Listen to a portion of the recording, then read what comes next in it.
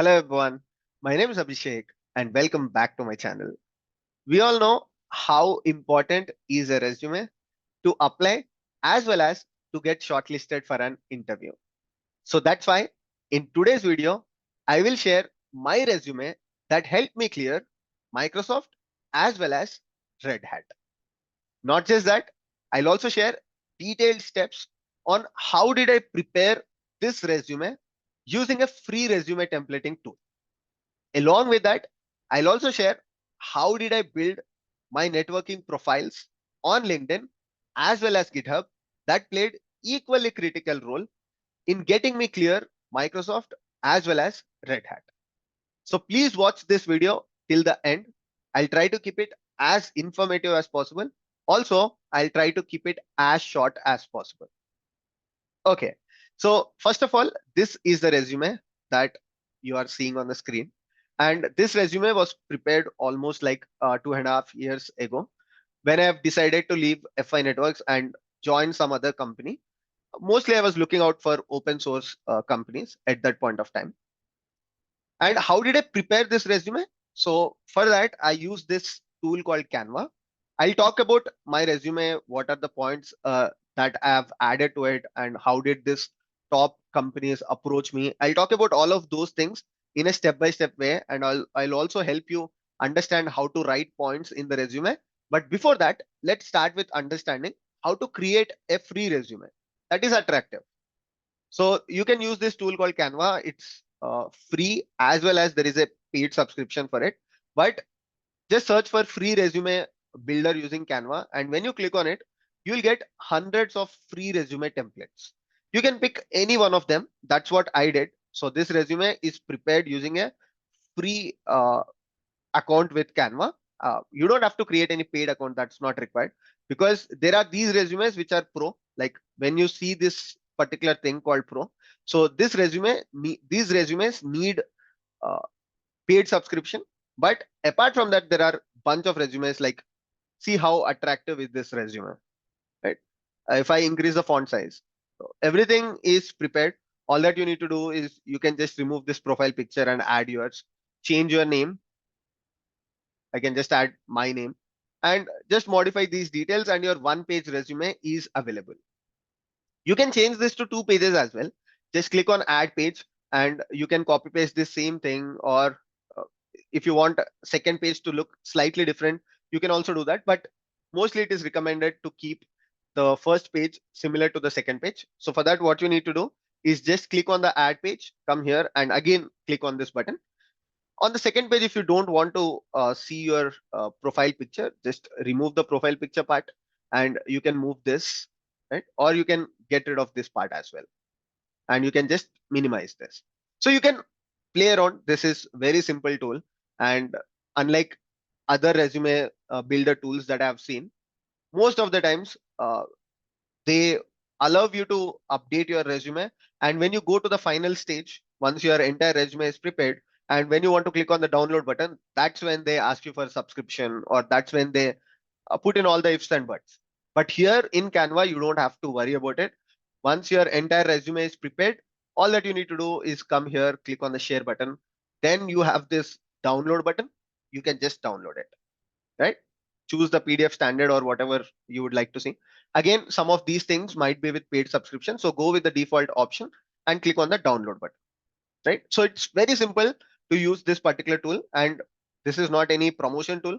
I'm just trying to help people who are looking for building attractive resumes. A lot of times you end up wasting a lot of time on these resume builder tools online.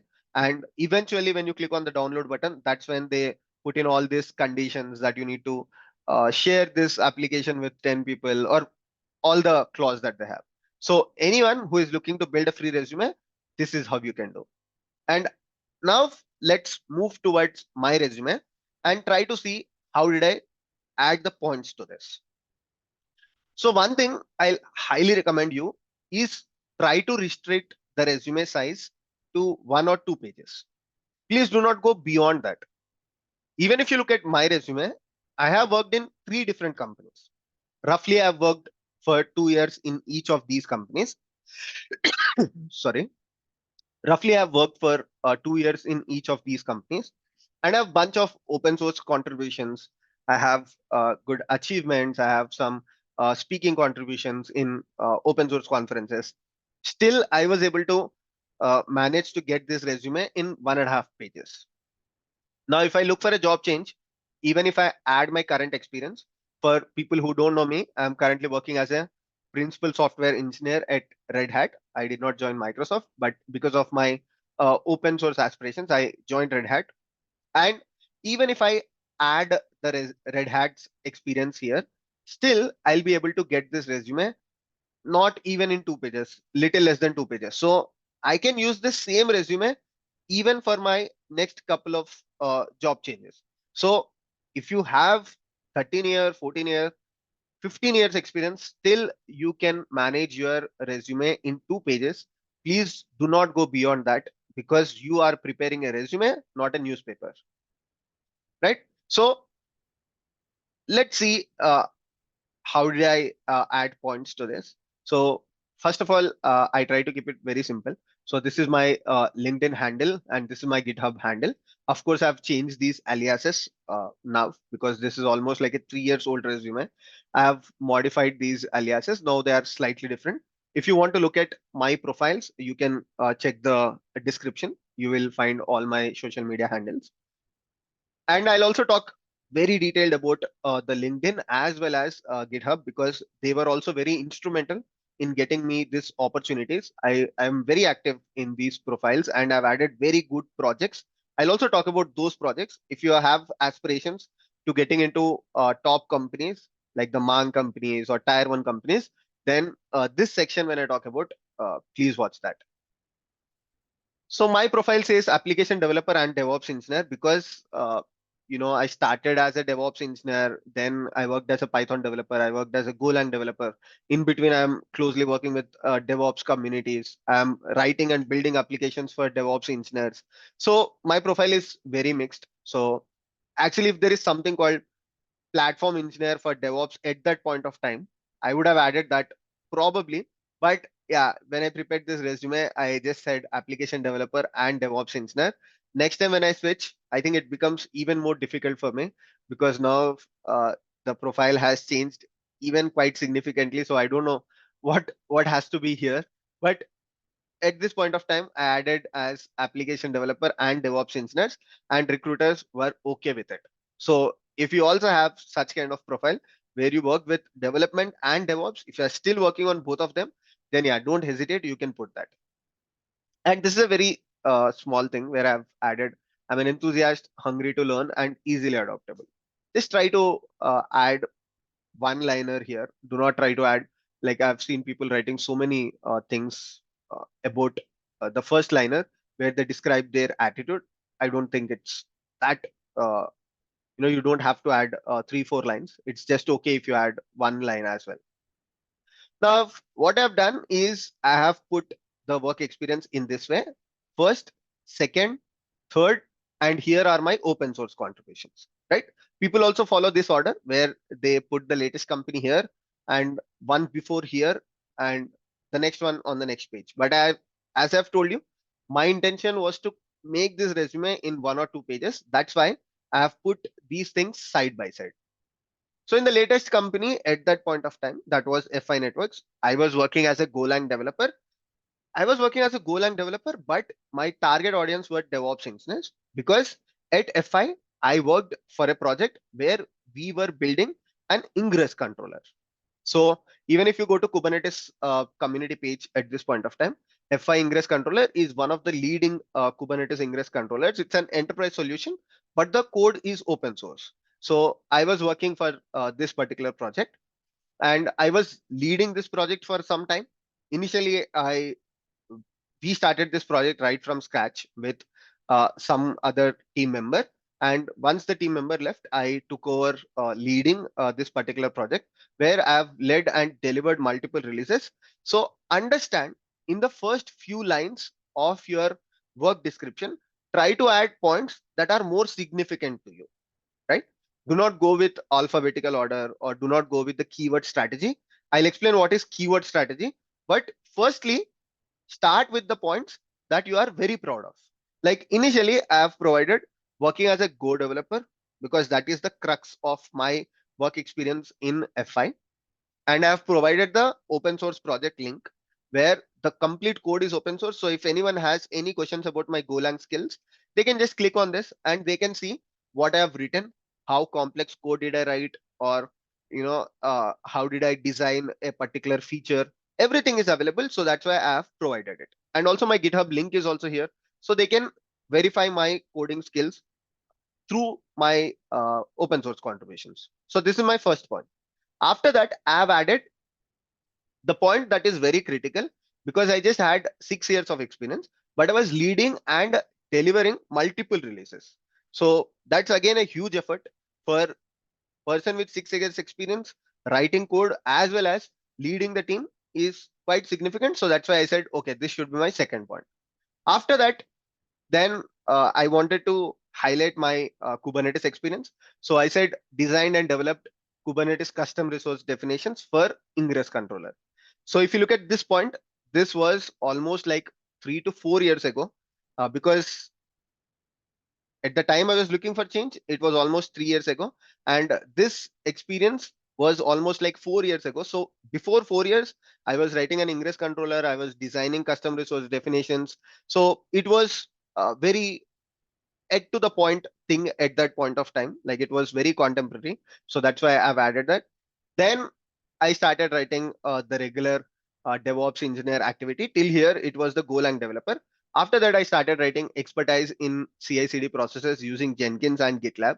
So this again falls into the keyword strategy where I don't want to lose any opportunities. Sometimes recruiters are not much technically equipped with the knowledge. So, you also have to play the keyword strategy in your resume where you need to make sure that all the trending as well as mandatory skills in DevOps during that point of time are available in your resume.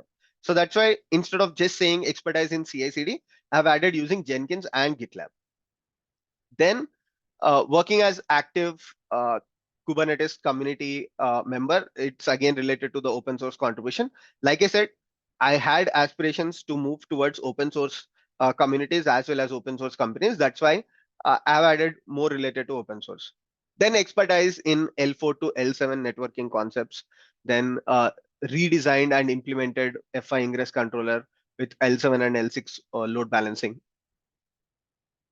GitHub is one of the top things if you're looking for open source opportunities. So again, as part of a keyword strategy, I've added GitHub multiple times in this resume. So you can find that. You can find it here, you can find it here, and you can find it in multiple other places. And if you are in DevOps, you know how popular is infrastructure as code. So that's why I've added points related to infrastructure as code and also Terraform if you see here.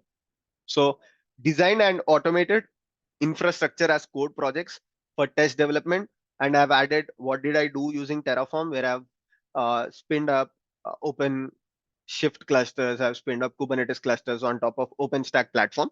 So here I did not mention any cloud experience because I have mentioned that in other projects. So this is my latest work experience. And do not do not hesitate to add more points towards your previous work experience as well. A lot of times I see people adding so many points to their latest work experience, but ignore the previous work experience. Please do not do that. If you see here, I have added close to 10 points for my work experience in Modlin and also close to 10 points in my TCS work experience that was as a fresher. So please try to add as many points as possible. Do not worry if you have some technical contributions that are required. So do not hesitate. You can add it. So here I've added as DevOps engineer, pure DevOps engineer, because when I was working in Modlin, I was not working on development activities. I was interested in development. So I'll also show you what did I do for that, right? So I was interested in doing some development, but I was not getting any opportunity. So I have created this opportunity where I have created some proof of concept project using Python. I'll explain about that.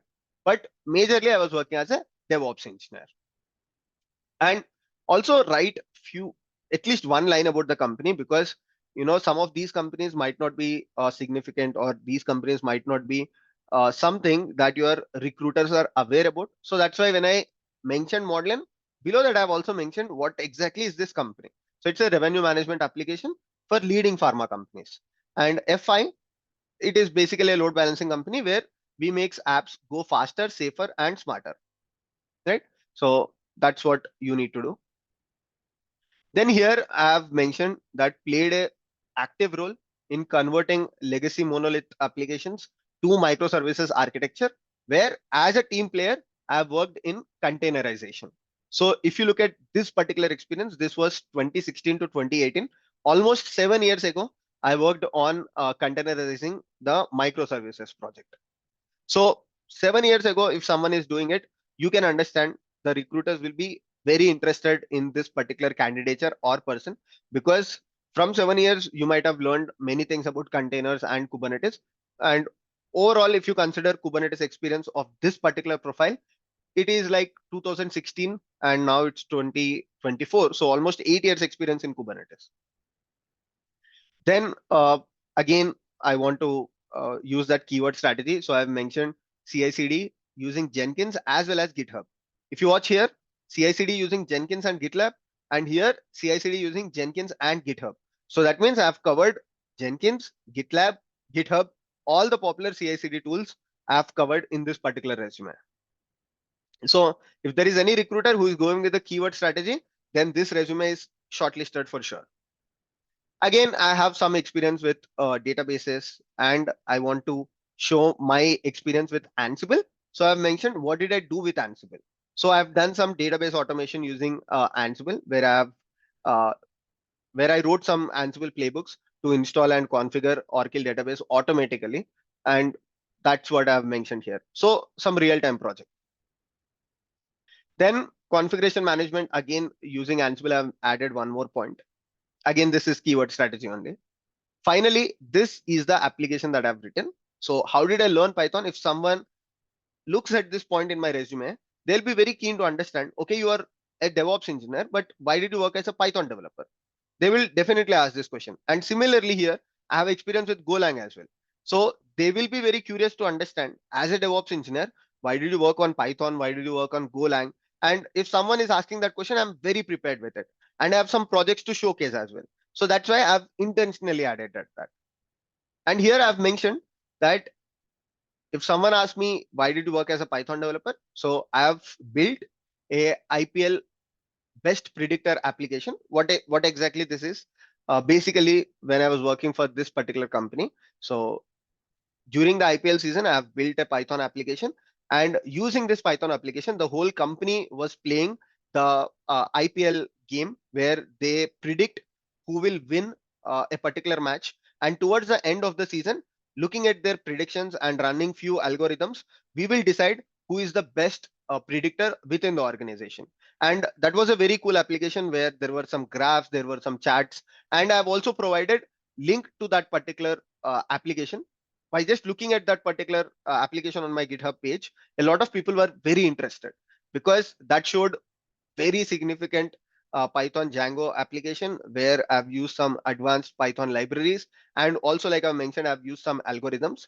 Right now, you cannot find that on my GitHub page because I thought of building an enterprise level application with that, but later on, I lost my interest. But yeah, at that point of time, I had that application reference on my GitHub. I have the code with me. Probably if I lose that interest completely, I'll push that code one more time to my GitHub repository.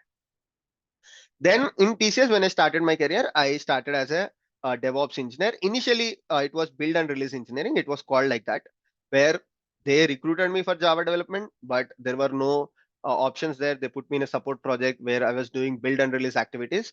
And after 6 months, as the market kept changing, the build and release engineers were slowly moving towards DevOps engineers. So I also moved towards DevOps engineer. And this was almost like 10 years ago. And here I have done some very important things.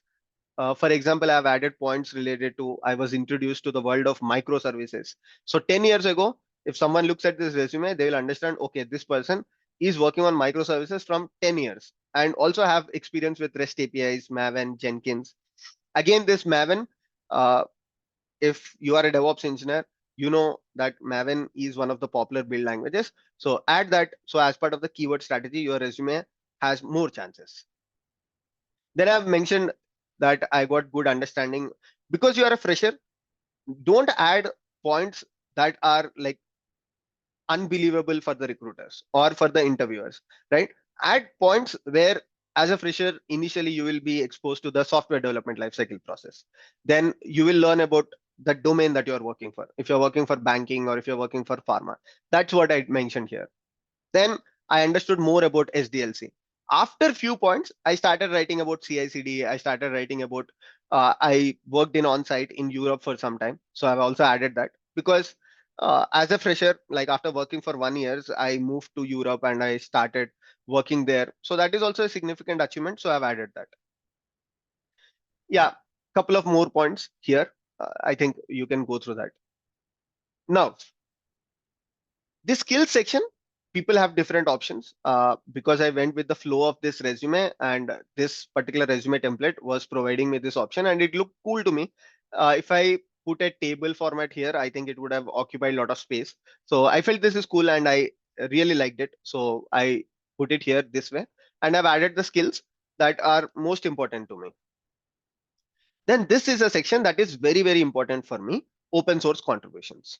So for different people, you can call it in different ways. Like if you are not into open source, you can call it as achievement section as well, because not everyone will have open source contributions, and that's truly okay. So you can just add your achievement section here. But in my case, like I told you, I was looking more for open source companies, and I was looking for top companies where they value a lot for this type of contributions, like Microsoft, Amazon, Apple. These kind of companies, they value your contributions a lot. So that's why I've added that. So the first project that I did was Office Assistant COVID-19. So this is an open source project that I've developed, and this project received very good applause. And this project was also starred by Health Minister of one of the African countries. So at that point of time, when I was applying for the interviews, it was almost like during the pandemic as well. So it was very contemporary, it was very relevant to that particular point of time, and health minister of a country starring the repository is a very significant achievement. So I had that, and also I've removed this one from my public GitHub repository. It's private at this point of time because of the same reason. I wanted to build something on top of that. And then I have presented two conferences. I have attended and presented in two conferences. Those are both international, one in Seattle and one in Colorado. So I was a lead speaker where I have provided what was my talk about. One is debug Kubernetes controllers, and second one was about make your container production ready using OpenShift routes and Kubernetes ingress. That was in 2019, where a lot of people were new to ingress and ingress controller. So that's why I presented a talk in that conferences, and it received good applause. Then these are few other open source contributions. These are the public repositories that I've contributed to. Finally, honor awards. In your case, it can be achievements, whatever you would like to call. So won couple of hackathons. So I wrote about that, and these hackathons are like they also had some very good reward, like 50,000 kind of things in the Indian rupees. So, they were very good level hackathons. So I have also provided those. And finally, interests and languages. So this is my resume. And looking at this resume, I think now you are very clear how you can prepare a single page resume yet add so many points, right? Lot of times you prepare a single page resume, and you people also send it to me sometimes. When I look at that resume, there will be very less points in that one single page. So that's why you have to stretch the resume to 3 pages, 4 pages. But if you use the proper resume template, that's not required. And you can find those resume templates as I've mentioned here. There are bunch of free resume templates. Don't just go to Canva, uh, click on a paid resume and tell me that Abhishek, this is paid. No, there are paid resumes and there are some free resumes as well. So for example, this is another cool resume. Like probably if you are not into software engineering, and if you are somewhere where you want to show your designer kind of skills, you can also use these kind of resumes. Now let me talk about LinkedIn profile and GitHub for last 5 minutes. I know the video is becoming lengthy. I promised it to be short, but again, what to do? I want to explain you things in detail. So these things, okay, you can add as per your experience. I'm not going to talk more about this. And in my case, you will see things very different because now I'm also into YouTubing. So that's why I have things related to that, Docker Captain and all that. But this is a section where I'm really interested in. I wanted to explain you, if you see this section, like if you ignore Red Hat, which I'm currently working, probably you can also take a look at this particular section. But when I applied, these were the three sections that were there. And if you click on see more option, this is exactly the same what you will see in my resume. Understand this very carefully, right? So this is my resume. These points, these points, and these points are the same ones that you see it here, right? So give very good importance to your LinkedIn profile as well, because sometimes recruiters might come from your LinkedIn, they might look at your LinkedIn profile, and then they might reach you. So it's not just always that you apply for companies and your profile gets shortlisted, but it is also that recruiters might be interested in your profile by looking at your LinkedIn networking account.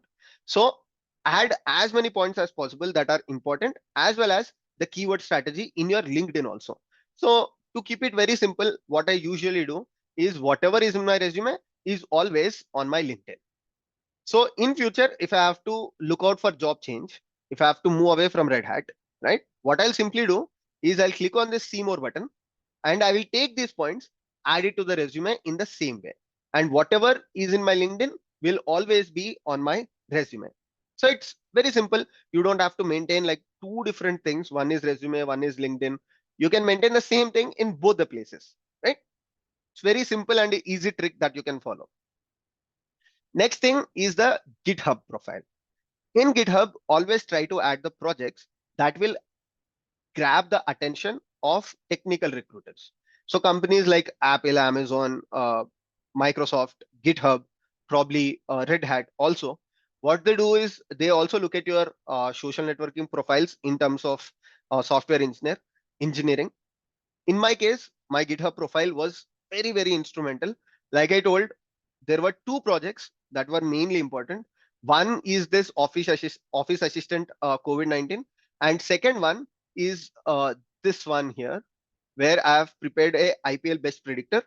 And during the time of COVID, this was very, very popular. Like if you looked at that particular repository, like I mentioned, it received a lot of forks as well as stars. So that repository went up in the ladder of GitHub repositories that were frequently searched. And along with that, I also had my open source contributions, right? So if anyone is looking at open source contributors, my profile was anyways coming up in the ladder. So because of all of these things, I got call from Red Hat specifically through GitHub. I mean, I asked the recruiter because I was not applying for any companies. How did you find out my profile? So recruiter told me that, okay, we actually came across your profile through GitHub. Then we looked at your LinkedIn, where in the LinkedIn, I have already updated all these things. And after that, recruiter asked me to prepare the profile. That's when I went ahead and I prepared this resume. I was looking for some resume building tools and I found Canva and I prepared this using the same strategy. While I was doing the interview for while I was giving the interview for Red Hat, Microsoft also approached me. I think they came through LinkedIn, and there were many other companies where I was also applying.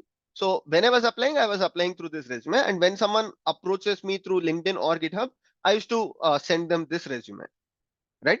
So this is the entire thing on how I built my resume and how did I clear some top companies using this resume.